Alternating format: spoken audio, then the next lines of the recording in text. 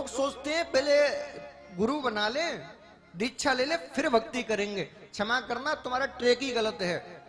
भक्ति गुरु बनाने के बाद नहीं की जाती, और गुरु बनाने के बाद तुम भक्ति कर रहे हो तो क्षमा करना, या तो तुम में दोष है या गुरु में। हाँ,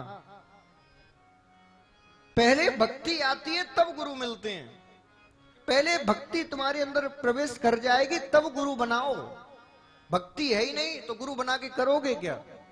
और बना भी लिया तो कंठी को लटकाए घूमोगे और कुछ नहीं मिलेगा बस, और सोचोगे यही कंठी हमारा कल्याण कर देगी। साल में गुरुजी के पास एक बार चले गए, गुरु पूर्णिमा पे 100-200 का लिफाफा दे आए, हो गया कल्याण। हो जाएगा, इतना सरल है।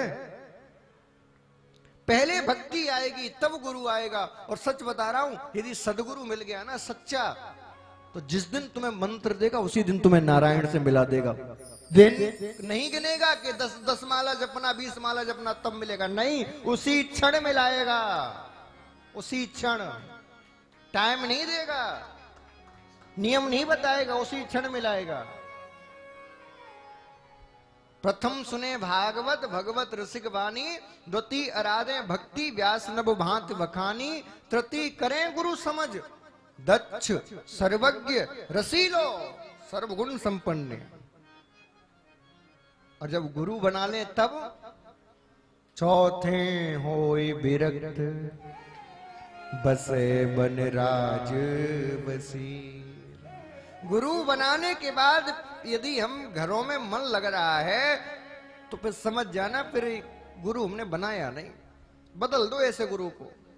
गुरु बनाने के बाद भी हमें संपत्ति में, परिवार में मोह बढ़ रहा है तो फिर गलत जगह हमने दीक्षा ले ली। फिर गुरु बनाने के बाद तो विरक्ति आ जाए तब तो बात है।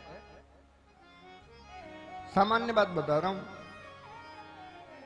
लाइट का तार है, खुला रखा हुआ है, आपके हाथ में बल्ब है।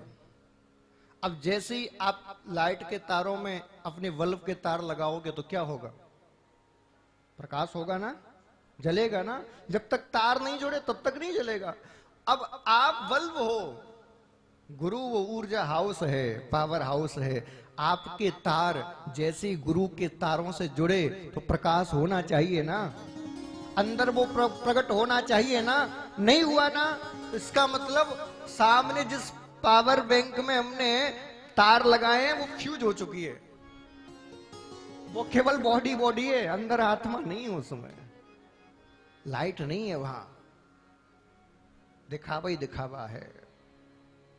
जिस क्षण गुरु का दीक्षा ले उसी क्षण अंदर ज्ञान की उत्पत्ति होनी चाहिए।